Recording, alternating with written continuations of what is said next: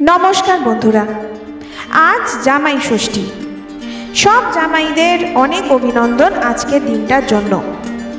প্রায় প্রত্যেকটা বাঙালি বাড়িতেই এই জামাই ষষ্ঠী উদযাপন হয়। এই দিনে বাড়িতে মা ষষ্ঠীর পুজো করা হয় সন্তানের সুখ সমৃদ্ধি কামনা করে। আজ আমাদের আলোচনার বিষয় মা ষষ্ঠীর বাহন বিড়াল। আমরা কম বেশি প্রায় সবাই শুনেছি যে বিড়াল রাস্তা কেটে দিলে সেই যাত্রা অশুভ হয় বা বিড়ালের কান্না অশুভ। কিন্তু এর সত্যতা কতটা? সত্যিই কি বিড়াল অশুভ?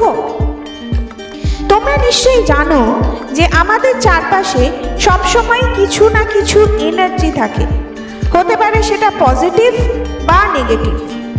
কিন্তু সাধারণ কোনো মানুষ কখনোই এই পজিটিভ বা নেগেটিভ এনার্জির উপস্থিতিটা বুঝতে পারবে না। কিন্তু এই পজিটিভ বা নেগেটিভ এনার্জিকে খুব ভালোভাবে অনুভব করতে পারে এই বিড়াল। তাই তারা এই অনুভূতিগুলোকে বিভিন্নভাবে এক্সপ্রেস করে তাদের আচার আচরণের মাধ্যমে। মানে ধরো, তোমার বাড়ির সামনে বসে কোনো বিড়াল রোজ কাঁদছে, তার মানে তোমার বাড়িতে কোনো নেগেটিভ এনার্জি ঢুকেছে, যাকে দেখে বিড়ালটা কাঁদছে। কিন্তু আমাদের অনেকেরই ধারণা হবে যে বিড়ালটা কাঁদছে বলে বিড়ালটা অশুভ। সেক্ষেত্রে অনেকেই তাদের মেরে ধরে তাড়িয়ে দেয়, আর এটাই একটা বড় ভুল। মা ষষ্ঠীর বাহন বিড়াল খুবই শুভ এবং সে সব রকমভাবে তোমাকে আসন্ন বিপদের থেকে সাবধান করার জন্য এই ধরনের অ্যাক্টিভিটি করে থাকে। আবার যখন দেখবে বিড়াল তোমার বাড়ি থেকে মাছ বা দুধ কিছু খেলো, বুঝবে এটা তোমার বাড়িতে পজিটিভ এনার্জি থাকার সংকেত।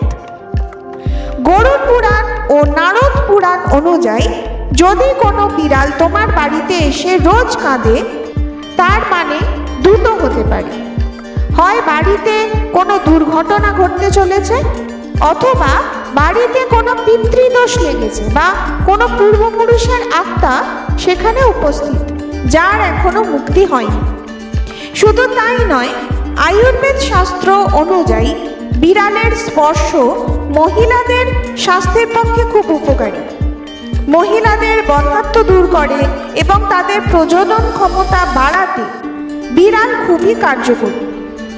বৈদ্যামৃত গ্রন্থে এবং আয়ুর্বেদ শাস্ত্র ক্রিয়াকৌমুদী গ্রন্থেও এর উল্লেখ আছে। পরবর্তীকালে ডিকশনারি অফ হোমিওপ্যাথিক মেটেরিয়া মেডিকাতেও স্যার জন হেনরি ক্লার্ক এই একই কথা বলেছেন। অর্থাৎ এটি বৈজ্ঞানিকভাবেও প্রমাণিত।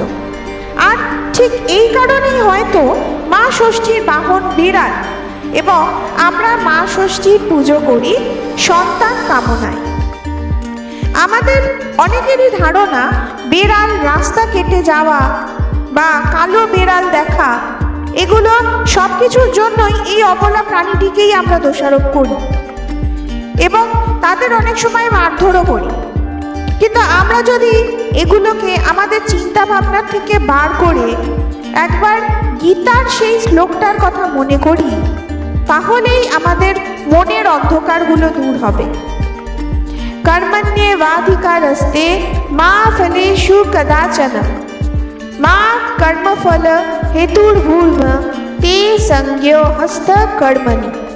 অর্থাৎ তোমার অধিকার শুধু কর্মে, কর্মফলে নয়।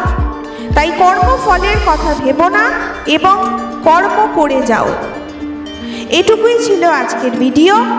এমন ভিডিও আরও পেতে চাইলে কমেন্ট করে জানাও আমাদের, আর লাইক, শেয়ার এবং সাবস্ক্রাইব করতে ভুলো না কিন্তু।